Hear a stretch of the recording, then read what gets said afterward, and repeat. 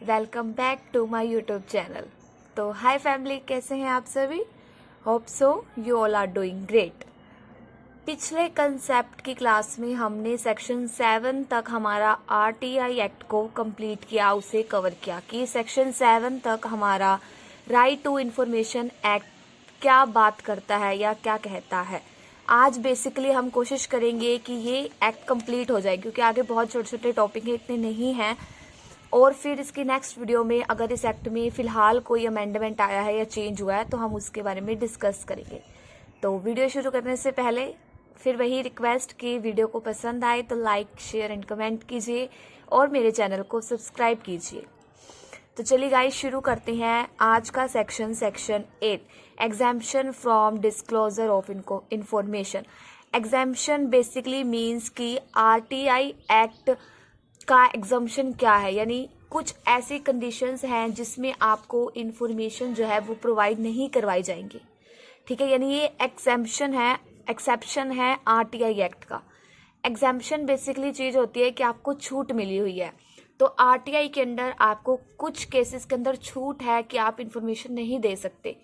Basically कुछ information ऐसी हो सकती है, आप देखिए, आप खुद सोचिए, कोई इन्फॉर्मेशन है जो किसी थर्ड पर्सन की हेल्थ से रिलेटेड है, कोई कंट्री की सोवर्निटी है, कोई कंट्री की कुछ सीक्रेसी है, फॉरेन के साथ कोई ऐसा मीटिंग है जो नहीं बताई जा सकती। तो वो जो सब चीजें हैं जो कंट्री की सुरक्षा से या कंट्री को इफेक्ट करेंगी नेगेटिव वे से, तो वो सब चीजें एग्जम्पशन के अंदर आएंगी, यानी आप उन्हें डिस्क्लोज नहीं कर सकते। तो बेसिकली यही एग्जम्पशन है, जैसे कि आपको नोट्स में भी शो हो रहा है, आप समझ जाएंगे वैसे, बट मैं फिर भी क्लियर कर देती हूँ। मैं लाइन टू लाइन नहीं पढ़ूंगी, मैं सिर्फ बता रही हूँ कि क्या चीज है। कोई भी ऐसी इन्फॉर्मेशन जो हमारी भारत की अखंडता, प्रभुता या ऐसी कोई भी एकता है उन्हें अफेक्ट करेगी, हमारे रिलेशन को अफेक्ट करेगी किसी भी फॉरेन के साथ। ठीक है, कोई ऐसी इन्फॉर्मेशन जिसे कोर्ट ने मना कर दिया कि आप नहीं देंगे, तो आप नहीं देंगे, फिर चाहे जो भी रीजन रहा हो, वो बाई साइड है। ठीक है, कोई भी ऐसी इन्फॉर्मेशन जिसे किसी भी राज्यसभा या लोकसभा ने मना कर दिया, या उनकी कोई ऐसी जजमेंट थी राज्यसभा की जो उन्होंने कहा नहीं बतानी, तो आप नहीं बताओगे। ठीक है, कोई आपने सीक्रेट कॉन्फिडेंशियल कॉमर्शियल कॉन्फिडेंस की है आपने, कोई आपकी इंटेलेक्चुअल प्रॉपर्टी राइट्स हैं। देखिए, जहाँ पे इंटेलेक्चुअल प्रॉपर्टी राइट्स आता है वहाँ थर्ड पार्टी आती है, और थर्ड पार्टी अगर इफेक्ट होगी तो वो चीज़ डिस्क्लोज नहीं की जाएगी, क्योंकि दो पार्टीज ठीक है, लेकिन जब थर्ड पार्टी इन्वॉल्व हो जाती है तो उसकी जो सीक्रेसी है वो ज़्यादा मैटर करती है, फिर चाहे वो जो कोई भी एक्ट हो, दैट डजंट मैटर। तो ये बात हमेशा याद रखिएगा। ठीक है, उसके बाद इंफॉर्मेशन अगर आपको किसी ने किसी फॉरेन से मिली है, कोई फॉरेन के साथ कॉन्टैक्ट के थ्रू मिली है, वो आप नहीं दोगे। ठीक है, कैबिनेट्स के पेपर आप नहीं दिखा सकते, जो अगर ज़रूरी नहीं है दिखाना। इन्वेस्टिगेशन की प्रोसेस कोई चल रही है, मान ली किसी सीएम पे या किसी पे भी केस चल रहा है, तो आप उसकी प्रोसेस नहीं बता सकते। ठीक है, तो वो सब है कि आप किसी की सीक्रेसी जो जरूरी नहीं है पब्लिक के लिए जाना, उसे हार्म नहीं पहुंचाओगे, आप उन्हें नहीं बताओगे। बेसिकली यही चीज बताता है सेक्शन 8। तो कुछ नहीं था सेक्शन 8 में कि आप एग्जाम्पशन क्या है। अब जो था basically section 9 grounds for rejection to access, क्या आप ये जो ऊपर रिजेक्शन दे रहे हो ये किस आधार पे दे रहे हो, क्यों दे रहे हो रिजेक्शन। तो पहला तो कि सेक्शन 8 के अंदर अगर कोई भी इंफॉर्मेशन आती है तो वो ग्राउंड्स खुद ही हैं। मीन्स क्या हुआ कि अगर कोई कैबिनेट पेपर है तो वो क्यों नहीं दिखाए जा रहे, क्योंकि वो मना किए गए हैं दिखाने से। तो वो उसका खुद का ग्राउंड यही है कि वो किस आधार पे मना किए गए हैं कि वो नहीं दिखाए जाएंगे, क्योंकि वो कैबिनेट पेपर्स हैं। ठीक है, या तो वो सेक्शन 8 के अंदर आते हो तब आप रिजेक्ट कर सकते हो, या फिर आप उस केस में इंफॉर्मेशन की एप्लीकेशन को रिजेक्ट कर सकते हो अगर वो किसी की कॉपीराइट को इफेक्ट करेगा। ठीक है, स्टेट के अलावा, यानी वो अगर किसी पर्सन के द्वारा किसी पर्सन के कॉपीराइट को इफेक्ट करेगा, तो उस केस में आप जो है रिजेक्ट कर सकते हो इंफॉर्मेशन को। ठीक है, सेक्शन 10 कहता है थर्ड पार्टी इंफॉर्मेशन। जैसे मैंने अभी आपको बताया कि चाहे कोई भी एक्ट हो, third party is basically the most important. इसकी सीक्रेसी का सबसे पहले ध्यान रखा जाता है कि इन्हें नुकसान ना हो। तो बेसिकली सेक्शन 10 ये कहता है कि अगर आपके पास कोई एप्लीकेशन की रिक्वेस्ट आई है, ठीक है, एप्लीकेशन की रिक्वेस्ट किसके पास आएगी, मैंने पीछे आपको बताया था। चलिए, बहुत बढ़िया, CPIO central public information officer. अगर आपके पास कोई ऐसी रिक्वेस्ट आई है जिसमें जो इन्फॉर्मेशन है वो किसी थर्ड पार्टी से रिलेटेड है, या जो आपको इन्फॉर्मेशन देनी है वो कोई और पार्टी प्रोवाइड कराएगी आपको, फिर आप वो इन्फॉर्मेशन आगे दोगे। तो ऐसे केस में जो हमारी अथॉरिटी है पब्लिक इंफॉर्मेशन ऑफिसर, वो विद इन द 5 डेज, 5 दिन के अंदर अंदर, ये 5 दिन कब काउंट होंगे, जब आपको एप्लीकेशन रिसीव होगी, उस दिन के 5 दिन के अंदर अंदर आप एक नोटिस दोगे उस थर्ड पार्टी को और उसे ये बताओगे कि क्या आप हमें वो इन्फॉर्मेशन देना चाहते हो, क्या आप उस इन्फॉर्मेशन को पब्लिकल करना चाहते हो या प्राइवेट रखना चाहते हो। आपकी जो भी इच्छा है आप हमें बता दो, फिर उस हिसाब से आप इन्फॉर्मेशन दे सकते हो। अगर थर्ड पार्टी ने मना कर दिया तो आप नहीं दे सकते। अगर थर्ड पार्टी ने परमिशन दे दी, कंसेंट दे दिया, तो आप इन्फॉर्मेशन जो है वो प्रोवाइड करा सकते हो। यानी बेसिकली सेक्शन 10 कहता है कि आप थर्ड पार्टी की परमिशन लोगे किसी भी इंफॉर्मेशन को डिस्क्लोज करने से पहले उससे रिलेटेड। ठीक है, तो जो मेन सेक्शंस थे वो यही थे हमारे, जो शुरुआती सेक्शन थे। सेक्शन 3 में सबसे पहले हमने पढ़ा कौन इन्फॉर्मेशन दे सकता है। सेक्शन 4 हमने पढ़ा ड्यूटीज क्या क्या है पब्लिक अथॉरिटी। 5 हमने पढ़ा कि पब्लिक इंफॉर्मेशन अथॉरिटी कैसे अपॉइंट होती है। 6 में हमने पढ़ा कि आप कैसे इन्फॉर्मेशन ले सकते हो। फिर 7 में हमने पढ़ा कि आपको इन्फॉर्मेशन किस वे में दी जाएगी। फिर सेक्शन 8 में हमने पढ़ा कि आपको इन्फॉर्मेशन कब नहीं दी जाएगी। 9 में हमने उस इन्फॉर्मेशन को ना देने के कारण पढ़े और 10 में हमने तीसरी पार्टी के बारे में पढ़ा जो कि मोस्ट इम्पोर्टेंट था। ये बेसिकली अगर आप कंपटीशन के एग्जाम में जाते हो तो इसकी डेट वगैरह पूछ ली जाती है, बाकी इतना वो है नहीं। चलिए, अब हमारा मेन टॉपिक होता है आरटीआई एक्ट का शुरू। ये बेसिकली क्या है, जब हमें आरटीआई एक्ट के अंडर कोई इन्फॉर्मेशन प्रोवाइड नहीं कराई जाती जो सेक्शन 8 से अलग है, मतलब इसमें इंक्लूड नहीं है, फिर भी हमें वो इन्फॉर्मेशन प्रोवाइड नहीं कराई गई, तो उस केस में हम अपील डालते हैं। यानी उस ऑफिसर के अगेंस्ट में हम अपनी अपील डालते हैं। तो वो जो अपील डालने के लिए अथॉरिटीज बनाई गई हैं, अब हम उस अथॉरिटी की बात करेंगे। बेसिकली 2 अथॉरिटी बनाई गई हैं, central information commission central level पे और state information commission state level पे। ठीक है, याद रखिए ये सेंट्रल इंफॉर्मेशन कमीशन है, वो सेंट्रल पब्लिक इंफॉर्मेशन ऑफिसर्स थे जो अपॉइंट किए गए थे, और ये अथॉरिटी है बेसिकली जो डील करेगी अपील से। यानी आप इसमें अपील डाल सकते हो अगर आपकी रिक्वेस्ट किसी ऑफिसर ने जो हमने अपॉइंट किए थे वहां नहीं सुनी गई है। तो बेसिकली एक अपीलेट अथॉरिटी है, आप इन्हें अपीलेट अथॉरिटी बोल सकते हो। तो सबसे पहले है सेंट्रल इंफॉर्मेशन कमीशन। ये देखिए सेंट्रल है, मतलब सेंट्रल लेवल पे अपॉइंट होती है। ठीक है, सेंट्रल लेवल पे कौन अपॉइंट करेगा, सेंट्रल गवर्नमेंट। कैसे अपॉइंट करेगी, by notification in official gazette. जो वो गजेट छापती है अपने उसका कामकाज का ब्यौरा देती है, उसमें वो अपने नोटिफिकेशन से डालेगी कि उसने किसे अपॉइंट किया है। ठीक है, बेसिकली जो ये कमीशन है इसके अंदर 2 पर्सन्स इंक्लूड होते हैं, मतलब 2 मेन पोस्ट होते हैं। आप पोस्ट बोल सकते हो, सॉरी पर्सन नहीं बोलोगे, 2 पोस्ट। ये 2 पोस्ट में पहली है, देखिए अगर सेंट्रल इंफॉर्मेशन कमीशन है तो पहली बात इसका एक हेड होगा जो सेंट्रल इंफॉर्मेशन कमिश्नर के नाम से जाएगा, तो उसे हम क्या बोलेंगे, chief information commissioner, that is the head, chief information commissioner. और उसके बाद इसे असिस्ट करने के लिए, जैसे सीपीआईओ को असिस्ट करने के लिए central assistant public information officer थे, ठीक उसी तरह चीफ इंफॉर्मेशन कमिश्नर को अपॉइंट असिस्ट करने के लिए सेंट्रल इंफॉर्मेशन कमिश्नर्स। ये कितने हो सकते हैं, मैक्सिमम 10, इनकी लिमिट है, time numbers of maximum number of 10 आप अपॉइंट कर सकते हो सेंट्रल इंफॉर्मेशन कमिश्नर। ठीक है, जो हम लोग ये हेड अपॉइंट करते हैं या हम जो ये 10 नंबर्स ऑफ ये अपॉइंट करते हैं, ये किस बेस पे करते हैं, तो इन्हें अपॉइंट करता है हमारा प्रेसिडेंट, क्योंकि ये सेंट्रल लेवल पे है तो जाहिर बात है कि प्रेसिडेंट ही अपॉइंट करेगा। किसकी बिहाफ पे एक कमेटी बनाई जाती है, जिस कमेटी में जो पीएम होते हैं हमारे, वो चेयरपर्सन होते हैं। जो लोकसभा के अंदर हमारा ओपोजिशन में लीडर होता है वो होता है, और जो पीएम हमारा यूनियन कैबिनेट मिनिस्ट्री अपॉइंट्स करती हैं, यानी जो पीएम के सहायक होते हैं यूनियन कैबिनेट मिनिस्टर्स जो होते हैं। तो इन तीनों को मिला के एक कमेटी बनाई जाती है। ठीक है, किसके द्वारा, प्रेसिडेंट के द्वारा, जो क्या करते हैं, इनकी जो है अपॉइंटमेंट्स करते हैं। ठीक है, तो इनके अपॉइंटमेंट प्रेसिडेंट करता है एक कमेटी की बिहाफ पे, जिसमें ये 3 जो हैं वो होते हैं। पीएम होता है, लीडर होता है ऑपोजिट का, और प्रेसिडेंट जो यूनियन कैबिनेट मिनिस्ट्री बनाता है वो होती हैं मेंबर्स।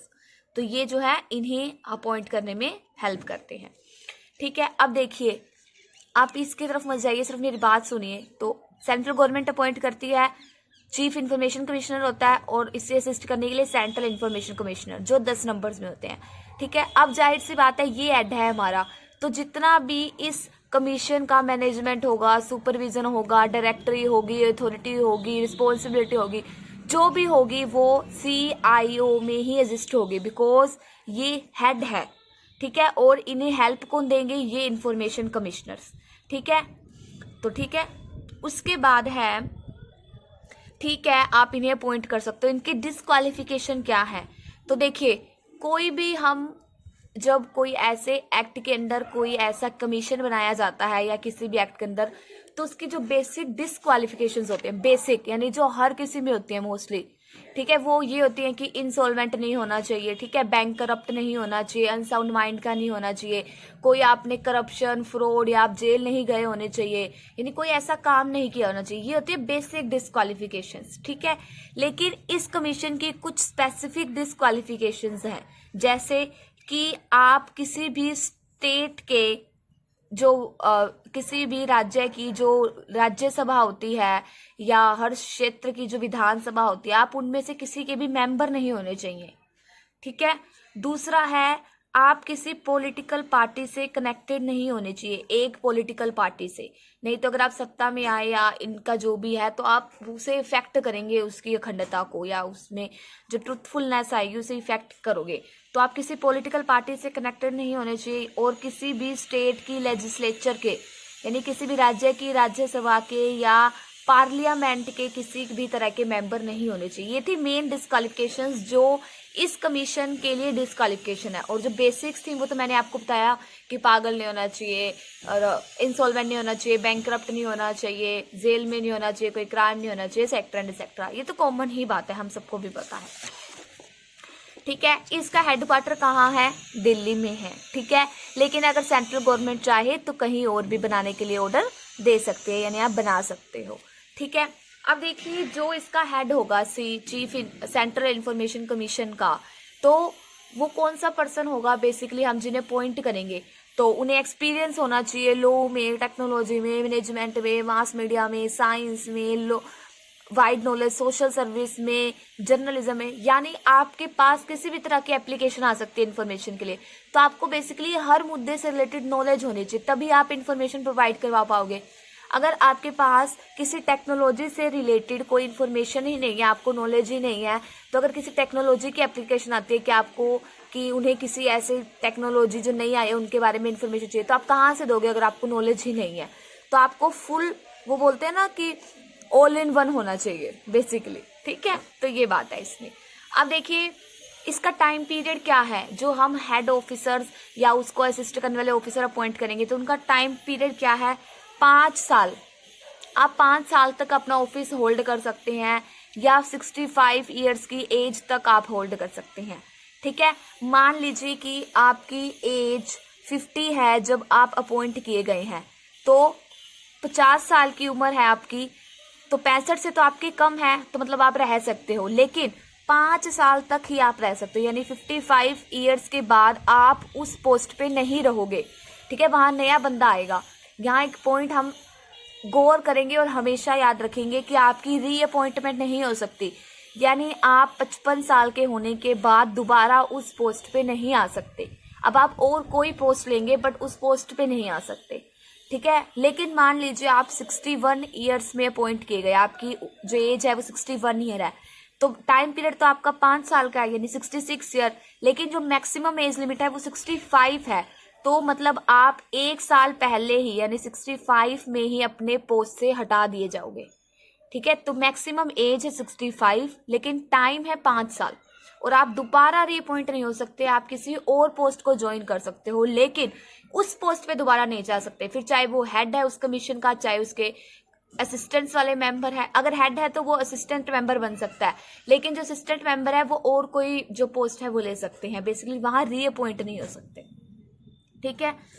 जो सैलरी मिलती है हेड को, सेंट्रल इंफॉर्मेशन कमीशन का जो हेड होता है, चीफ इंफॉर्मेशन कमिश्नर, उसे जो सैलरी मिलती है वो सेम मिलती है जो इलेक्शन कमीशन के हेड को मिलती है। ठीक है। और जो कमीशन के असिस्टेंट्स होते हैं, बेसिकली सेंट्रल इंफॉर्मेशन कमिश्नर, उन्हें उतनी मिलती है जितनी इलेक्शन कमीशन के मेंबर को मिलती है। तो बात वही है कि हेड को वही मिलेगी जो इलेक्शन कमीशन के हेड को मिलेगी, मेंबर्स को वही मिलेगी जो इलेक्शन कमीशन के मेंबर्स को मिलेगी। ठीक है। ये नॉर्मल बात है, इसमें वो ऐसे कोई रट्टा मारने वाली या याद करने वाली बात नहीं है, बेसिकली नॉर्मल चीजें हैं जो हमें भी पता है। अब है कि आपने इन्हें अपॉइंट कर लिया, सब कुछ कर लिया, तो आप इन्हें कब हटा सकते हो, यानी जैसे हमने यहाँ पढ़ा कि आप हटा सकते हो, लेकिन मान लो आपने अभी अभी ज्वाइन ही किया था 50 ईयर्स की एज में, लेकिन आपको 51 में ही हटा दिया गया है, टाइम पीरियड भी पूरा नहीं हुआ, एज भी पूरी नहीं हुई, कुछ भी नहीं हुआ, फिर आपको क्यों हटाया गया है, तो वहाँ वो चीज़ यहाँ बताई गई है। ठीक है। ऐसा भी होता है कि आप चाहो तो अपनी खुद की विल से, कि आपकी इच्छा नहीं है या कोई ऐसा कारण है कि आप पोस्ट को कंटिन्यू नहीं कर सकते, आपको रिजाइन देना है, तो आप खुद भी दे सकते हैं। ठीक है। तो आप एक नोटिस डालेंगे प्रेसिडेंट को एक रिटर्न में एप्लीकेशन देंगे कि आपको कंटिन्यू नहीं करना है। ठीक है। प्रेसिडेंट को या तो आप खुद देंगे या प्रेसिडेंट भी हटा सकता है। कब? अगर आप इंसॉल्वेंट हो गए हो, आपने कोई क्राइम किया है, आपका दिवालिया निकल गया है, ठीक है, आपने कोई ऐसी जॉब ले ली जिसमें आपको पैसे मिला है, यानी पेड एम्प्लॉयमेंट, क्योंकि आप एक गवर्नमेंट के ऑफिसर हो तो आप किसी और जगह काम नहीं कर सकते जहां आपको सैलरी मिलती है, आपको गवर्नमेंट में ही कंटिन्यू करना पड़ता है। ये बेसिकली हर गवर्नमेंट सर्विस के लिए होती है। अगर आप कोई भी गवर्नमेंट सर्विस करते हैं तो आप उसके बाई साइड में कोई ऐसी सर्विस नहीं कर सकते जिसके लिए आपको पे किया जाता है, आप सिर्फ गवर्नमेंट के एम्प्लॉयज ही होते हो। तो इन सब कारणों की वजह से जो प्रेसिडेंट है वो आपको हटा सकता है एज पूरी होने से पहले। ये एग्जाम्पल बेसिकली आप याद रखिएगा, ये आपको टाइम को समझने में, पीरियड को समझने में मदद करेगा। तो ये हमारा था सेंट्रल इंफॉर्मेशन कमीशन, पहली हमारी अथॉरिटी जो अपॉइंट की गई है। ठीक है। अब आता है स्टेट इंफॉर्मेशन कमीशन, जो इंफॉर्मेशन प्रोवाइड कराएगी स्टेट लेवल पे। ये इंफॉर्मेशन अपील के लिए भी है बेसिकली, लेकिन ये सेंट्रल लेवल पे इंफॉर्मेशन प्रोवाइड करेगी। इनके अंडर्स में ये जितने भी पब्लिक ऑफिसर्स हैं और ये सब काम करते हैं। ठीक है।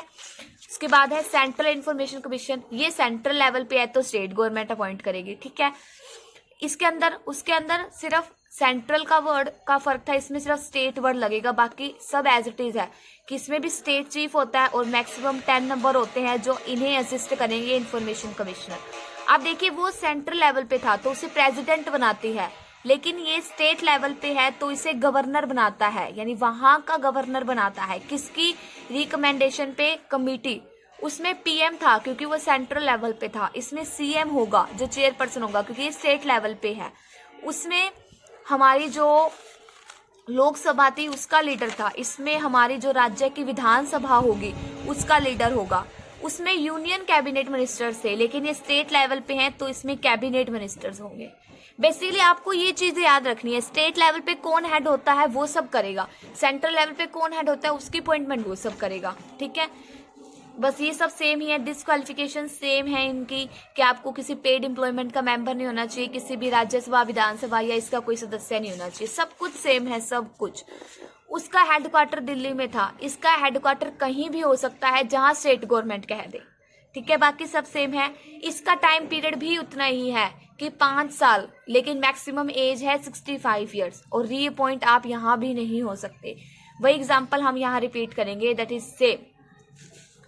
इसकी सैलरी वहां जो सेंट्रल की सैलरी थी, क्योंकि वो सेंट्रल का हेड है तो उसकी चीफ इलेक्शन की सैलरी के बराबर थी, लेकिन ये स्टेट का हेड है तो इसकी सैलरी इलेक्शन कमीशन के बराबर होगी, जो इलेक्शन कमिश्नर होता है, और जो इसके असिस्टेंट्स है उनकी सैलरी होगी स्टेट गवर्नमेंट के चीफ सेक्रेटरी की। ये पॉइंट यहाँ नोट करेंगे हम लोग, ये कभी कभी पूछ लेते हैं।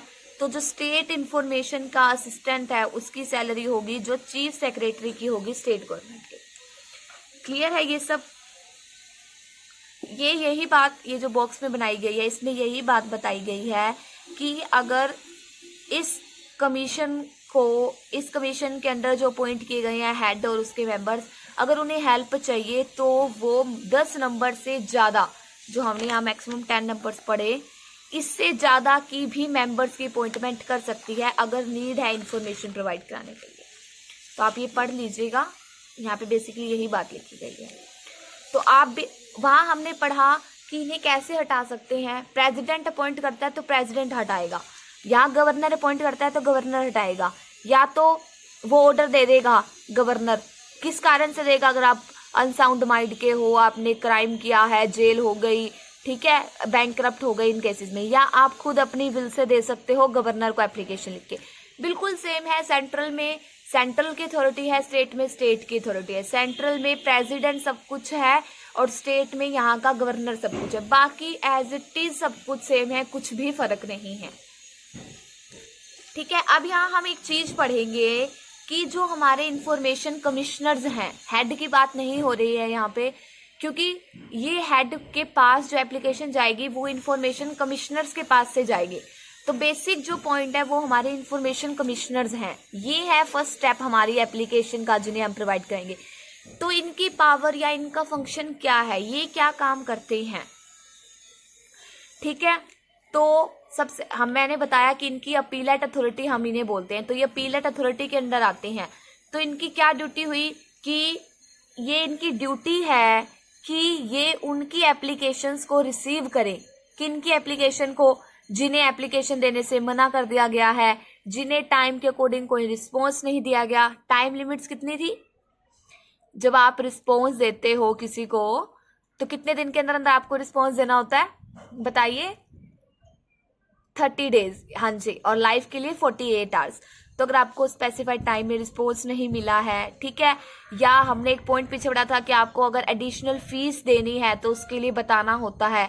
तो अगर वो जो एडिशनल फीस है वो आपको ज़्यादा लग रही है, ठीक है, आपको कोई मिसलीड इन्फॉर्मेशन दी गई है, ठीक है, तो इन सब केसेस में अगर आपके साथ कोई, अगर आप सहमत नहीं हो उस कमीशन के फैसले से या आपको जो भी है, तो आप उस केस में जो एप्लीकेशन है वो सेंट्रल या स्टेट इंफॉर्मेशन कमिश्नर्स को डाल सकते हैं।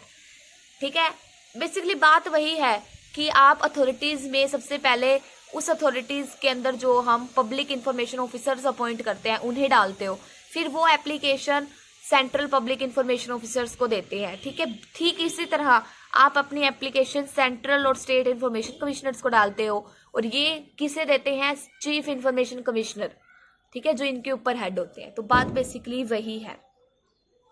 ठीक है, तो इन केसेस में जब जिन्हें आपने इंफॉर्मेशन कमिश्नर्स को जब आपने एप्लीकेशन लिखी, अगर ये सहमत हो जाते हैं कि ठीक है आपके साथ कुछ गलत हुआ है या आपको सेटिस्फेक्शन नहीं मिली, तो इस केस में इंफॉर्मेशन कमिश्नर फिर इंक्वायरी करता है और अथॉरिटी से काम छीन लिया जाता है, और उस केस में इंफॉर्मेशन कमीशन जो है, कमिश्नर जो है वो काम करता है और आपको प्रोवाइड कराता है बेसिकली। ठीक है, तो क्या उस केस में जो पावर्स हैं इंफॉर्मेशन कमीशन की वो क्या होती हैं।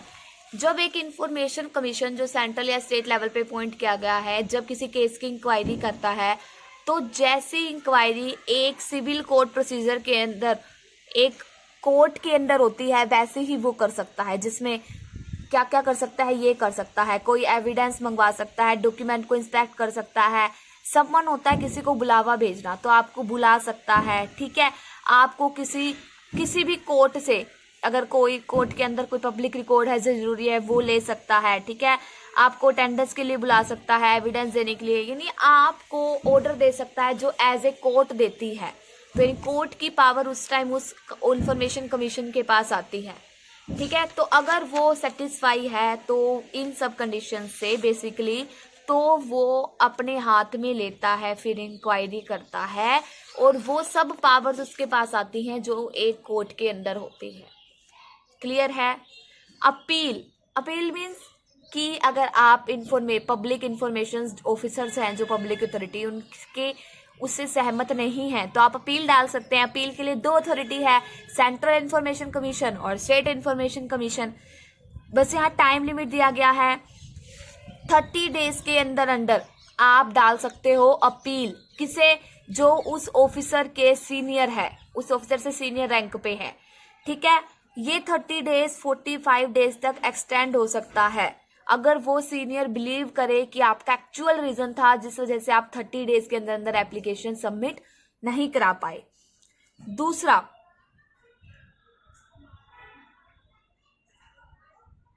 इसमें दूसरा है कि अगर आप इनके जो कंडीशन है सीनियर को आपने डाल दी लेकिन आप फिर उससे भी सहमत नहीं है, लिखा हुआ है ना second appeal against the decision, कि अगर आप उससे भी सहमत नहीं है तो अब वो अथॉरिटी खत्म हो गई, चीफ वाली और सेंट्रल वाली खत्म हो गई। अब जो अपील अथॉरिटी बनाई गई है सेंट्रल और स्टेट लेवल पे, अब आप वहां जाएंगे और किसे कंप्लीट डालेंगे, इंफॉर्मेशन कमीशन को, ठीक है। कितने दिन के अंदर अंदर, 90 दिन के अंदर अंदर, ठीक है।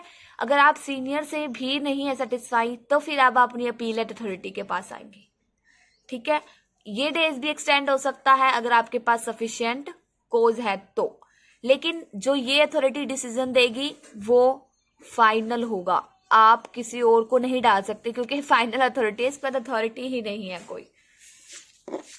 यहाँ एक और पॉइंट है कि अगर आपने कोई ऐसी इंफॉर्मेशन दी जो थर्ड पार्टी से रिलेटेड थी, ठीक है, लेकिन थर्ड पार्टी वो नहीं देना चाहती थी, तो थर्ड पार्टी भी अपील डाल सकती है 30 डेज के अंदर अंदर।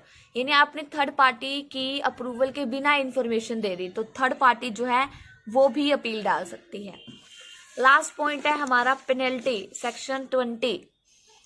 जब हमारे ये जो हमने ऊपर एप्लीकेशन पढ़ा, आप 90 दिन के अंदर इन्हें डालते हो, ठीक है, अगर इन्हें ये बिलीव हो जाए कि आपके साथ धोखा हुआ है, आपको मिसलीड इन्फॉर्मेशन मिली है, प्रॉपर इन्फॉर्मेशन नहीं मिली, फीस ज़्यादा होगी या जो भी है, तो इस केस में आपको 250 रुपीज़ ईच डे जब तक केस चलेगा, ठीक है, जब तक जहाँ से एप्लीकेशन इज रिसीव्ड और इन्फॉर्मेशन इफ मिस्ड, जब एप्लीकेशन रिसीव हुई है और साबित हो गया उस दिन से लेकर जब तक आपको दोबारा इन्फॉर्मेशन नहीं दी जाती उस दिन तक 250 रुपीज़ ईच डे, हर दिन, फिर चाहे वो कितने भी दिन हो, 30, 60, 90, इतना वैसे होता नहीं है, 30 मैक्सिमम है, तो वो सब 250 ईच डे, ठीक है। लेकिन जो टोटल है कि मतलब मान लो 30 दिन हो गए या मान लो 60 दिन हो गए, कितने भी दिन हो गए, लेकिन जो मैक्सिमम अमाउंट है पेनल्टी की वो 25,000 रुपये रहेगी। इससे ज़्यादा की जो है फीस या पेनल्टी आप नहीं ले सकते। तो यही था हमारा बेसिकली आरटीआई एक्ट। हमने पढ़ा सेक्शन 3 से सेक्शन 20 हमने कवर किया। मैंने आपको बताया था आगे जो कोई ज़्यादा इंपॉर्टेंट या वो वाले इंपॉर्टेंट है, ये सॉरी इंपॉर्टेंट है पर इतने लेंथी नहीं है, तो ये स्पीडली कवर हो गए हैं।